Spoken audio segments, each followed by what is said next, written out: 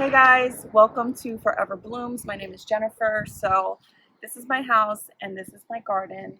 This is going to be my first official tour on my channel of my garden and the outside of my house. I started this channel in January of this year of 2021, and I have quite a few new followers the past couple weeks. So I wanted to do a garden tour because I've never done one, and because I also want to just chronicle the development of my garden. We bought this house in 2017 and it was kind of a mess. I'm going to see if I can find some old pictures. We did a lot of work on the outside of the house, and there really wasn't much left over in the budget for like outdoor landscaping and things like that. So that's where I came in, and that's actually where I developed a liking for gardening, was figuring out how to make your house not so ugly on the outside on the cheap. So I learned a lot about like seed starting and stuff like that. That snowballed into outdoor ornamental gardening, which then snowballed into vegetable gardening, which then snowballed into houseplant loving. So I love all plants, guys. So let's start off with this bed right here. So I'm really proud of this bed. It's not fully mature, but this is sort of representative of what my garden style is and where I'm going with my garden. Because a lot of the other areas that I'm going to show you are still, like, I either messed them up when I first was learning about gardening and I'm pulling stuff out that I messed up, or it's not fully developed yet, where I'm still searching for the right plant for the right space. So this one is close to getting there. It's not mature, but every plant is where it needs to be, if that makes sense. So the look that I'm going for in this area is I wanted two big evergreens to flank that window, the big window here. And so I special ordered some plants called D-Runk boxwoods. They grow conically, and I don't know if you can see them, I'm gonna come up in a second, but they're gonna grow and they take some time to mature, but they'll get there.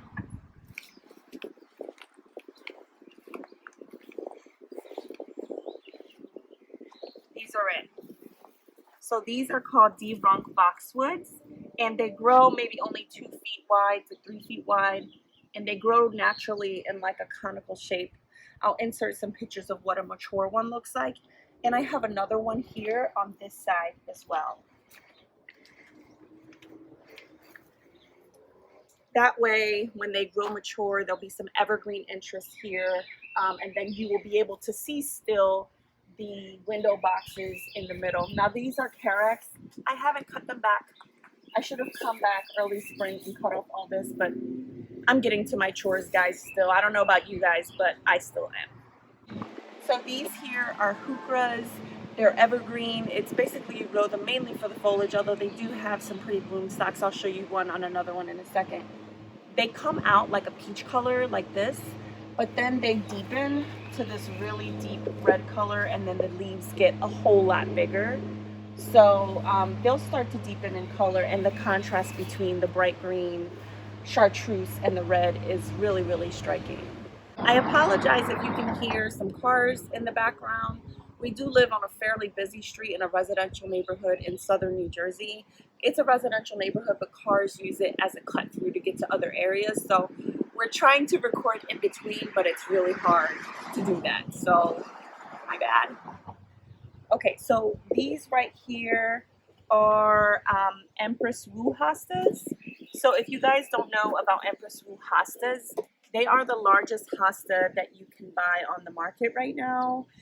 These are baby plants. They're not as big as they're going to get, but they're going to fill up this whole area and get this big. And I'll insert some pictures of what they'll look like in a couple years. These right here, I'm pretty sure that these are Sum and Substance hostas. These are also from last year that I bought, and they're doing fantastic. They're growing a lot faster even than the Empress Wu is. The Empress Wu is more slow growing in my experience in my garden, but these are growing really fast. And this is another Empress Wu. So the idea is that I'll have the Empress Wus like in between the two D-Runk boxwoods that are going to grow up conically, and have these hostas come up, and they'll be like this big when they grow up. These two here is going to be, I wanted to create a hedge of hydrangeas here. So it's two plants, but you're not going to necessarily be able to tell that it's two plants when they're grown in. But look at these. All buds. Buds. All of these are buds. And these are going to be all big giant blooms. And this one will eventually catch up to the other one once it matures. So why don't we swing around this way and I'll show them some stuff in the front. In the front of this bed here, we have Heuchera. This is the all gold variety. Guys, when I tell you that these, you can see these from the street. They are bright, bright, bright, and they blow in the wind, as you can see. And this here is a plant called Britt Marie Crawford Lagularia. Look at the bottom of the leaves. It's like a nice purple. And so these will fill in pretty big, and then they get yellow bloom stalks. I learned about Lagularia. I think I saw it, the general species of plant mentioned in a channel from Laura from Garden Answer. And then I went searching and I was like, oh my God, these are pretty. I need to have one. But I could not find one at my local garden center. So I went on bluestoneperennial.com and I bought them. And that's why they're so small. Because when you buy plants online, often they're smaller than what you would get at a garden center. So these are the bloom stalks on this hydrangea.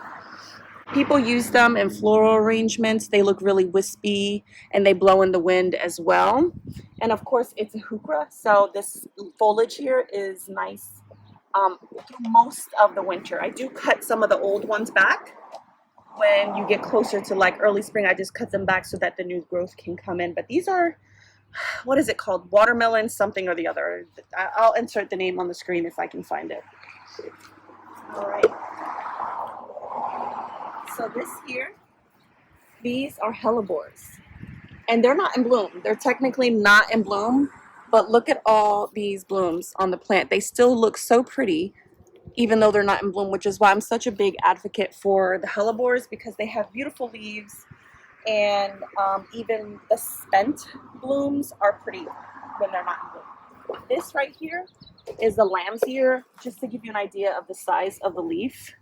It's bigger than your average lamb's ear. It's a variety called Helen von Stein, and it has that fuzzy foliage. And they don't send up bloom stalks as much as some of the older varieties.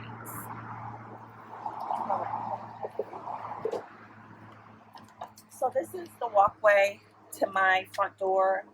I wanted something that smelled good when people walked by. So I put in some gardenias, and they're here. This one here.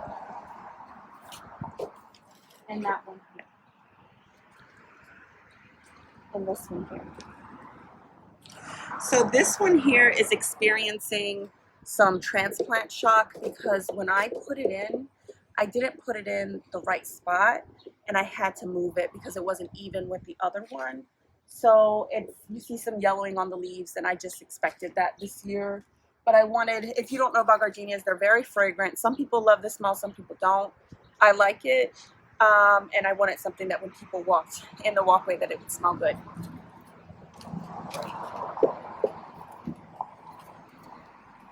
So this here is the bed that was the first bed that I ever like sort of messed with when I came to this house and we bought this house. Because it's the first bed that you see when you walk and you come out of the driveway and you walk up this walkway. And I just did all kinds of stuff that didn't make sense. And I didn't realize it didn't make sense because I didn't know anything about gardening. And so I ripped, that's why you see a lot of bare spots and it's not quite thought out. And there's just like a lot of random stuff hanging out here. And that's because I really didn't know what I was doing. I will say though that these are new. 1, 2, 3, 4, 5. These are Camellia Heuchera. And that's a camellia that wants to get, it's like a almost like a weeping habit to them. And they are evergreen and they have beautiful hot pink flowers. When everything else is petering out, when things start to get cold, this will be a beautiful evergreen hedge that flowers with beautiful hot pink flowers when it's cold out. So these are new. I'm so happy to have them and I can't wait till they fill in. They are kind of slow growing, but we'll see how it goes.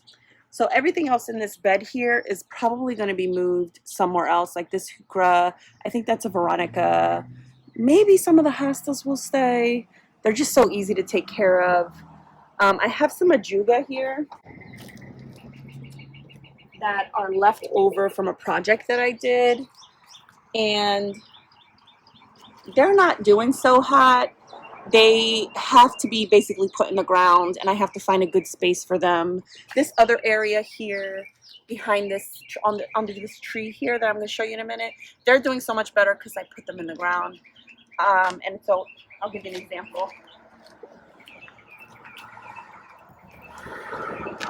So this is Ajuga Princess Nadia, and this plant has variegated foliage that's pink and purplish with white variegation, and it sends up these beautiful little blue bloom stalks in the spring. They've already bloomed this year, but they're gorgeous, and I can't wait for them to spread. This is a fairly big area, so I want to show you this tree. So this is Anacha's crepe myrtle. It was here when we bought the house, and it was established and huge, and I love it. My husband fusses at me to cut the branches off because it weighs down and the blooms are heavy. They have beautiful white blooms in the summer, and they weigh down and they get all on his car, and he's 6 feet tall. So he has to like bend over just to walk down our walkway. But I did prune on him, right, hun? Yep, you did. Okay, so this area had a lot of like random evergreens under it that just looked like they were tired, like they had been there from when the house was built in the 70s or something, and they just looked very tired. We pulled them out. I have some actual footage of when we did that. I'll see if I can insert a footage of it. But basically I wanted to start fresh with a lot of the stuff in our garden, and this is what I have so far. Every year I buy a little bit more. I try to buy different things so that I can fill this up and it can look very lush. All right, so let's start with these here. This is a plant called pig squeak. It's another name for it is Virginia, and the reason for it is when you go like this, it's supposed to sound like pig squeaking. And it's all bloomed out now, but they have beautiful pink blooms, and I have 4 in here. I don't think they're doing as well as they could do if I had supplemental water to this area, because I think this tree like sucks the life out of the soil. So I'm gonna have to figure something out with watering here. And this here, that's a primrose that I bought at a farmer's market. I don't know the name of the variety, but they're so darn cute. They already had their first flush of blooms already, so this is just like the leftovers, but they're pretty. This one here is teeny. It's a primrose. It's the same one, but it's teeny tiny. And the reason for that is, I don't know about you guys, but we have a very bad squirrel problem. I hate squirrels. They're the worst. They're cute, but so it dug up the roots on that one, looking for probably some kind of nut or food, and it just tore up the roots on the plant. So that plant is just going to have to rebound. We'll see what happens. But all right, let's work our way down the hill here. So that's another thing. We garden on a hill. This is I don't think that you can see it on camera, but it's a pretty steep hill. And that means that we have to find really creative ways to like seed our grass. So when we seed our grass, we have to make sure like it's not raining, so we can control the water so that there's not water runoff and all the seed just like goes into the sewer system. And we also have to like put straw on top of our seed so that it doesn't fly away or go away when we water. And so it's a challenge, but we found a grass that really works for us. The brand, I think it's Jonathan Deere, Black Beauty, has been working well. We tried another brand, a cheap brand from Walmart, and it just didn't work as good. So we ended up spending a little bit more money on Black Beauty, and it's worked for this hill. It looks a little bit yellow now, but that's only because there's this weird stuff on it.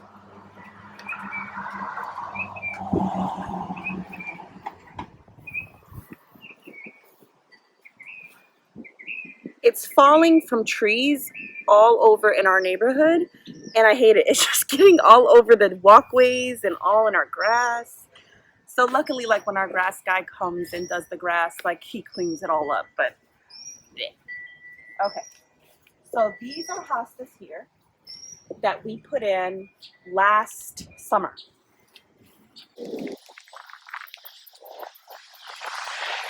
The idea with the hostas is that they would basically form a hedge, a nice, beautiful, leafy hedge full of life, and every spring they'll just come out and they'll just be easy to care for because they're hostas, right? So that is the hope. This is their first year coming back. They just experienced their first winter, and so they're going to get bigger, but not just yet. They need some time. Oh, same thing with those. So those beautiful chartreuse green hostas, immediately under the tree here, 1, 2, 3, and then there's one behind the tree on that side. They're called Coast to Coast hosta from Proven Winners, I think. They're just so bright and cheerful, and they bring a lot of color, and they get fairly large. I suspect that we will have to give them a lot of supplemental water in that spot. Whew. I told you, we garden on a hill. Like, it's a thing. I have to, when I plant on this area, even this is on a hill, and I'm like, okay. These are 3 Heucheras that I transplanted from that front area that I told you I messed up when I first learned about gardening. So they just need a little bit of time to bounce back. They look a little bit sad to me, but they'll get there. So one more thing. I deal with mosquitoes here. We're a really humid environment here in South Jersey, and we found a company that does like Be Safe mosquito treatment and bug treatment, which is important to me because I also have a vegetable garden, which I will show you in the back.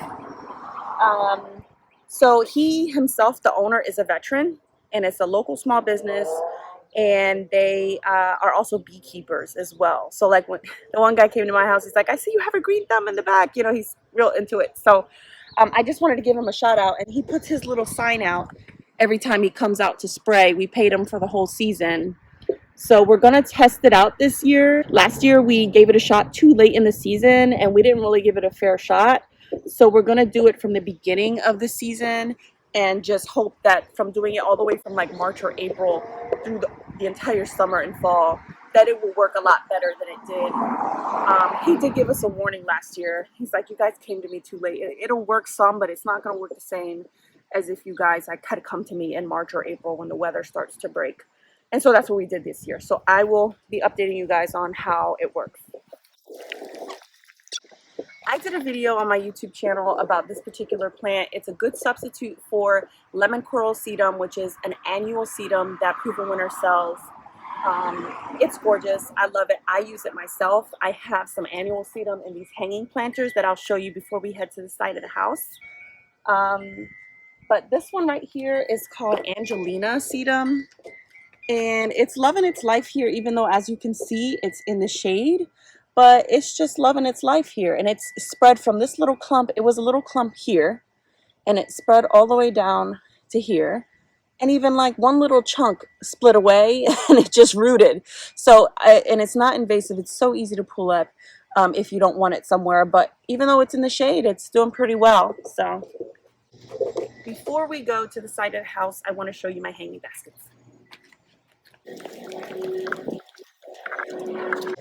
Aren't these so pretty? I love them. This is begonias. This is the annual sedum here. And I don't know what this is. I love it. And the bees love it. If you guys know what this plant is, let me know, because I don't know what it is. But it's so pretty.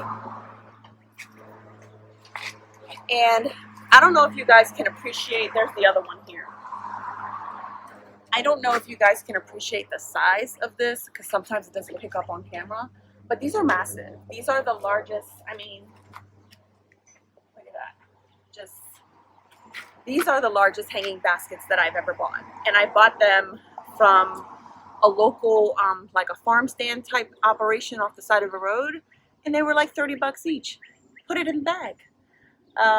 That's like the theme of the year for me, right, Drew? Mm-hmm. Don't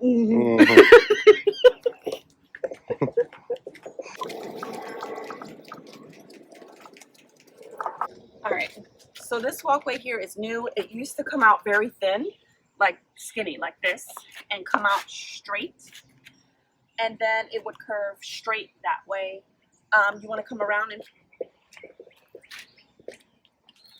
So the walkway was previously the planting area, I should say, was very thin. It was like maybe what, 16 inches, 18 inches, something like that, right? And now we got this new sidewalk. It's nice and curved, which I prefer the curved look here. Not only that, but I have more space for plants. Yay! So this whole area here is brand new. And I'm probably going to put a boxwood hedge all along the edge here to edge the sidewalk, something very low growing, because I still need to be able to access these roses, which I want to show you guys. They're so pretty.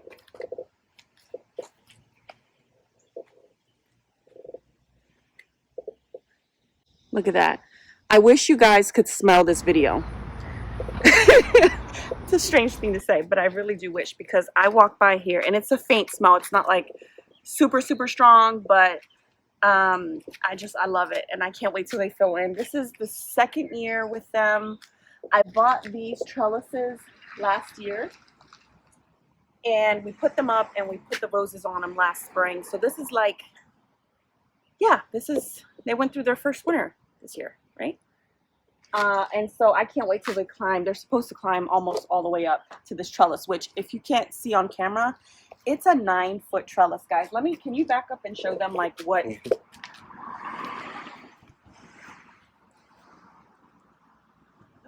I am 5'3 3/4. I'm very proud of that 3/4. Don't take it away from me. Okay. So this right here is some rose campion. It's very easy to take care of. It reseeds itself if you like that kind of thing, but it's also kind of easy to pull. It has these beautiful little purple flowers, and it has a really light foliage, like a grayish silvery foliage. So if you're looking for something to contrast something darker in your garden that spreads, that's a really good option, because when I got it, it was like it had like almost no roots. And it was just pulled, like somebody had just pulled it and given it to me.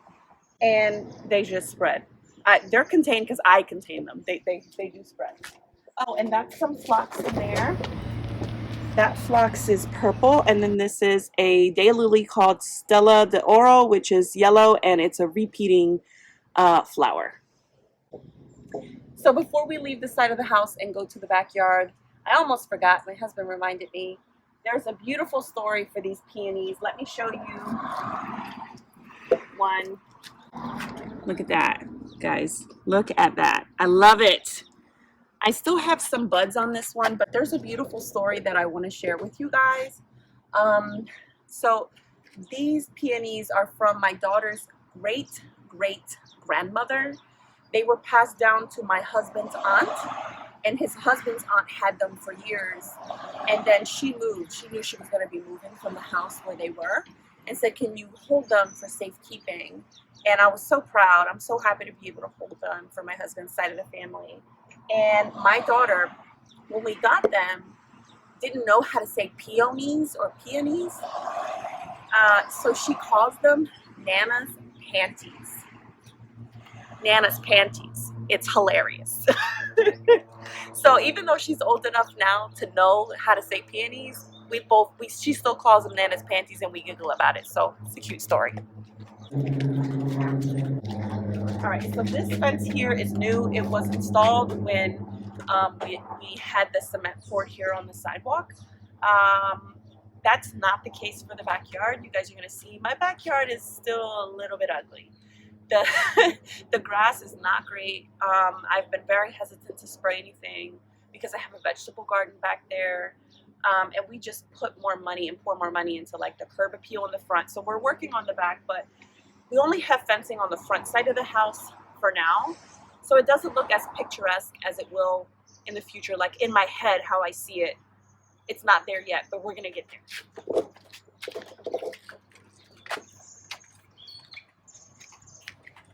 So when we had the cement guys out here, we figured we might as well have them pour like a little pad here for the trash cans. Now I know it's a strange thing in a garden tour to show trash cans, but we're eventually gonna get a fence here, like a little enclosure, so that you can't see the trash cans, because our seating area here is right here, and I don't want necessarily everyone to be able to see that when we're eating our food and enjoying like all the pretty flowers and stuff. So I eventually want to get an enclosure there.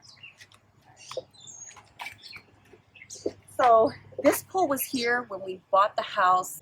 How big is it? 16 by 32. 16 by 32. So it takes up, we don't have a big lot, so it takes up a good portion of the backyard.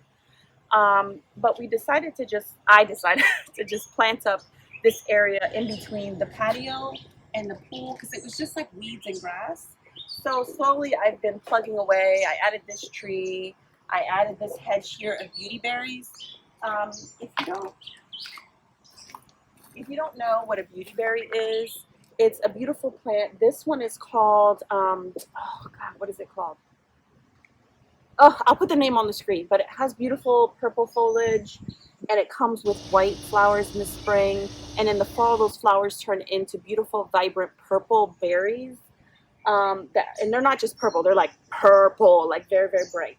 So I love these, and I can't wait for these all to fill in. They're supposed to get maybe this high. So, and I wanted to cover, you see how you can see the pool, like all the metal and all that. I wanted that to be covered in the summer. So eventually this is going to all grow and grow together and become like a little hedge of beautyberry. All right, so this here is a beautiful elephant ear plant that my mother got me. I still have to plant it up. It's in the pot that it came in. But this planter here, I got last year, and I love it because it's ginormous. It's pretty big, which means that it retains a lot of moisture. So I don't have everything or anything set up on drip in my yard yet, except for my vegetable garden. So I like that it has a big soil reservoir because then I don't have to come out here and water like multiple times a day or every day. This here I want to show you guys because it's a very fast-growing evergreen. This is a weeping white spruce. I will insert a picture of what it looks like when it's fully mature because it's like a Lorax tree. It's like Dr. Seuss tree. It's very unusual, and it's very fast-growing because I bought it, what was it, last year? Was it last year too? I think so. Right, you got it for me for Mother's Day, right? Yeah. So here, where you see the tie here, this is where I had it last year. All of this growth from here to here, see that, is all from this spring. Just that. That's pretty significant for an evergreen, in my opinion. So, oh, this here is a grass that gets to be very large, but it has purple foliage. I was looking for something that kind of reminded me of like, you know, like the purple fountain grasses, where it has like a different color foliage, not just like green grass that you can buy, ornamental grasses. And I found it's called Black Hawk or Black Hawks. And so if you're looking for something that kind of has that purple foliage like the annual grasses, look up Black Hawk because it's really pretty. I like it. This tree, I love this tree. It was like the first tree that we bought for this property, right? Because before that it was like perennials and annuals and stuff. This is a weeping white cherry. It has beautiful white blooms in the spring. It's one of the first things to bloom in the spring for me. That and my double take flowering quince with the big red camellia-like flowers in the front. This is one of the first. So I see bees on this. The first time that I see bees, this is what they're like on. And then after they're done blooming, they get these beautiful green leaves and they just weep. They grow from the top and they just continue to grow. And I have to keep cutting on them because they're just, it's such a vigorous tree. Oh, and I wanted to show you this right here. You see these little lollipops here? These are perennial plants. The foliage is semi-evergreen in our zone, which is 6B7A for us here in South Jersey. And they're so, so pretty. They're like little lollipops, and it's called sea thrift. That particular variety of sea thrift is supposed to bloom not just in the spring like the traditional varieties. It's supposed to bloom like spring, summer, and fall. It does have cycles, like it peters out a little bit, but it does rebloom. I've seen it last year. So they're supposed to do well by the shore, which if you're from Jersey and you live in the shore area and you're struggling with that, I would try some sea thrift because these are doing very well in my garden with very little care. So. Oh, and this here, big, beautiful, contrasty red burgundy bush is called Loropetalum jazz hands variegated. It's a variegated variety. It has red foliage, but then it also, you want to zoom in here, has random variegation throughout, and it's, let me see if you can see that. See that how it's green and white, but then it has the purple foliage? That's what it does. It's supposed to get the little fringe flower, but I don't get that many on mine. I don't know why. Maybe I need to give it more water, probably. I have kids, guys. I have kids. 6 and 1. And so my garden is like a garden of a parent with 2 children. It has random stuff, toys, bicycles, all that jazz. So I am a veggie potter. I grow not only in raised beds, pots, but I also have this neat thing called the veggie pod. And if you don't know what a veggie pod is, it's essentially a raised bed on legs with a canopy that comes standard. Underneath the canopy, there's like irrigation where you can just connect a hose to here and the water runs up through the canopy and waters everything underneath. It also has like underground wicking water system. So this retains a lot of moisture. This is like set it and forget it. If you're a lazy gardener like me, set it and forget it veggie pod. Love it. I'm gonna open it, and can you see the whole veggie pod when I open it?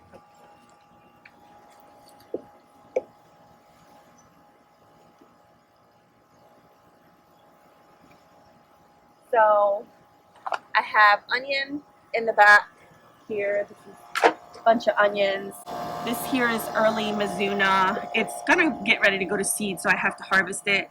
If you guys are looking for a good like Asian type green that you can put in like stir fries and salads, that is just no bugs, no snake, no slugs, no stale, nothing bothered this. It bothered my other stuff, but not early Mizuna, and I'm really happy about that.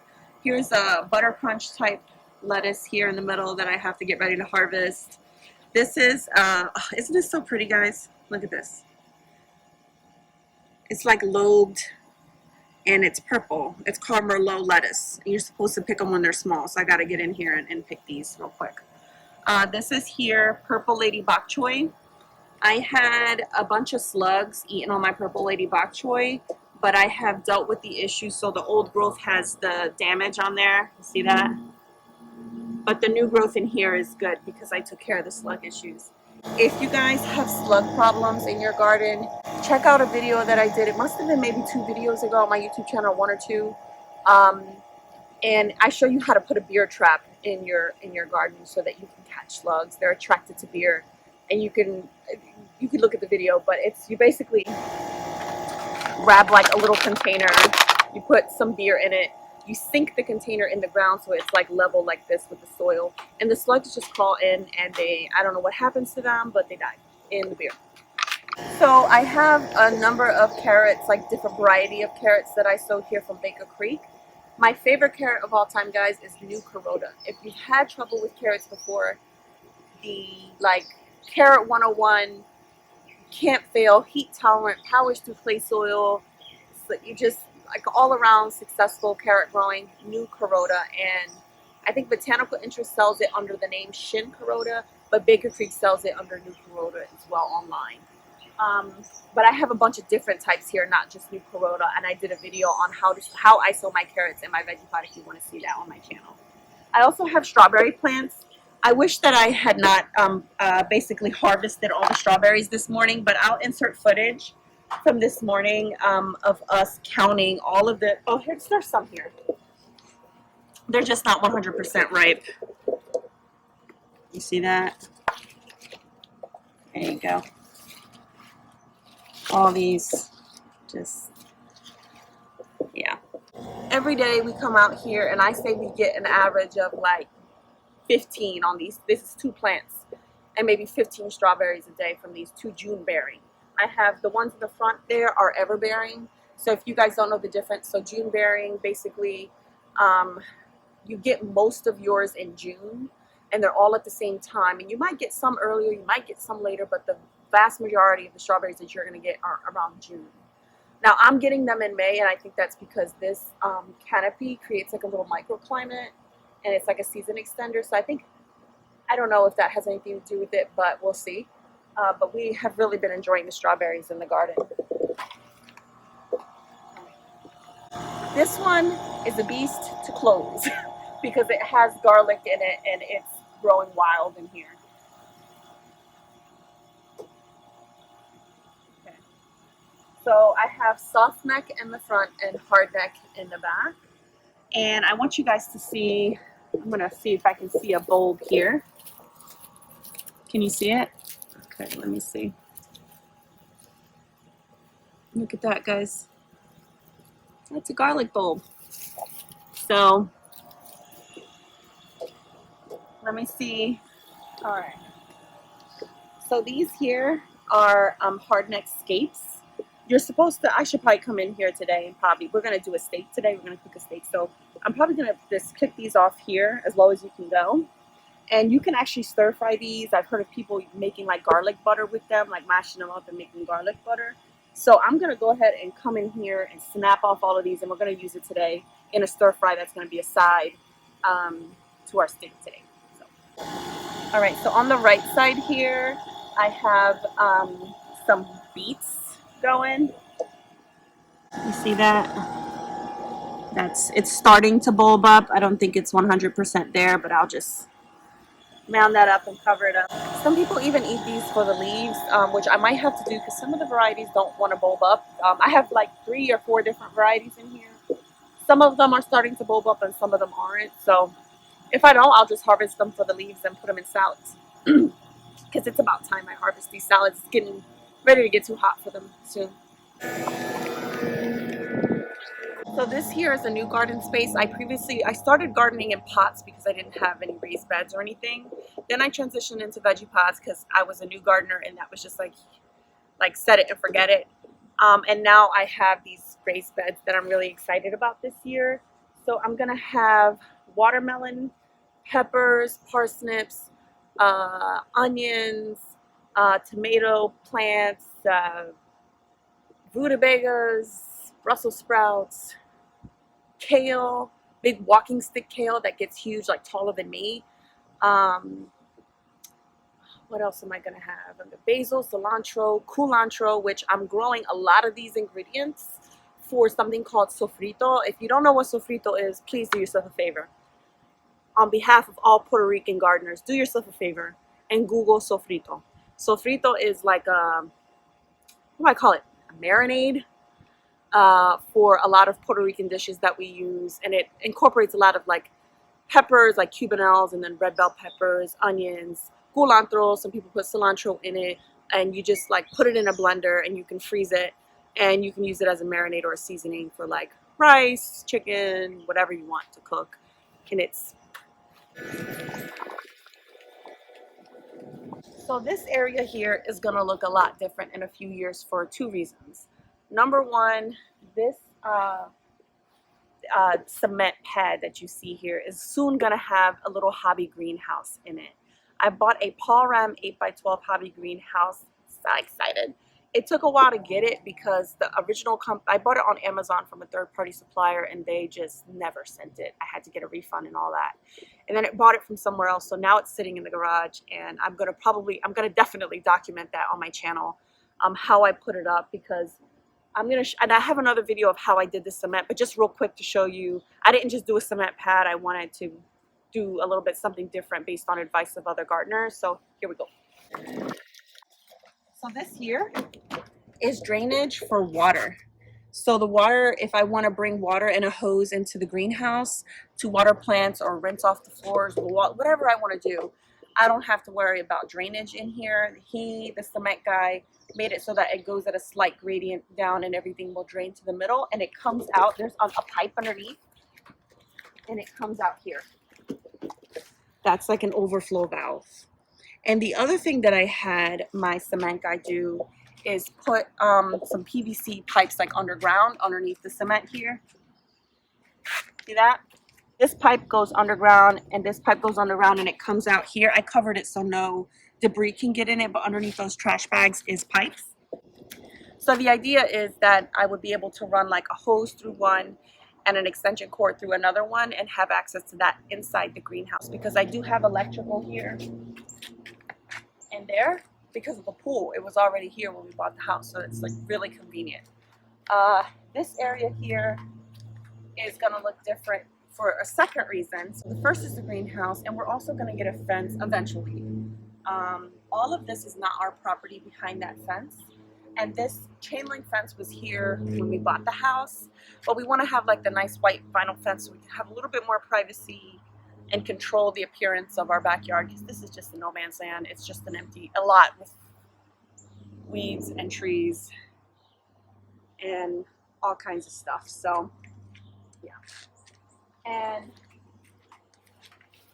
here we have topiaries that have pretty much stopped being topiaries. I have to trim on them. This one especially is suffering. I don't think it really enjoys being in this can any longer, so I have to pot it up, give it a chance to rebound, trim it up, and just see what happens. That was transplanted at that size this spring from the front area that I told you I had 2 boxwoods there. One of them was too sick to keep, and it was probably going to be, it looked like a fungal issue and it had been there for a while, so I threw that one out. But this one looks okay. It needs some new growth in the inside, but I already see new growth forming that wasn't there when it was in the front of the house. I think it gets a smidge more sun back here than it actually does in the front of the house. So we had a bonfire here. So these chairs were here just because we had a bonfire, and we kind of liked it, so we left it. It's not normally here. This is a bald spot because we had 3 trees in this area, and we had to cut them down because they were dropping big branches and they weren't safe. So this here also has an interesting story. So the house that I grew up in, where I lived with my parents, the neighbors across the street had this tree in their house, and when they sold the house, the new owners didn't want it, and my dad knew that I had always admired this tree. So for my birthday, he paid the new neighbors off and also paid a landscaping company to come and transplant it at this size. So all of the other Japanese maples in my area, in my neighborhood, have leafed out. I don't know if this tree is going to make it, but I have been bringing supplemental water to it, and the branches are not brittle like you see this. This is dead. This tip here is dead. But this here is still supple and flexible and red. They turn red in the spring. So I don't know. It might rebound. It might not. We'll see. But I really hope that it lives because it has a really neat story. So we'll see. This area here is like the right side. Like if you're looking at my house from the front, this is the right side of the house from the street. And this is a no man's land. So this is very shaded all the time. And we have a very hard time in this area even growing grass. But of course the random weeds will grow, right? So we're toying with the idea later down the line of putting like a big arch right here and having a walkway that comes all the way down to that door there, and then planting up the area by the wall with a bunch of stuff. I thought it would be nice. I've seen online espalier camellias, and I thought it would be perfect for this area. But I don't really see them in my local garden centers, but we're not even ready to tackle this yet, so I'm not going to worry about it yet.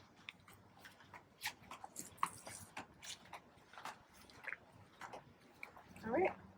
So this brings us to the front of the house where we started the tour, and that's pretty much it. If you guys have any questions, put them in the comments. I love comments, questions. I love engagement for a couple of reasons. Number one is I know I'm not recording these channels for no one. It feels good to know like someone was watching your video that you put effort into. So throw a comment in the comment section so I know you watched. Click like or share, and subscribe if you are interested in my content. And the second reason that I really enjoy comments is because it does help the channel grow when people do comment and like on the video. So I hope you enjoyed this video. I hope you join Forever Blooms in the future, and I'll see you later. Bye.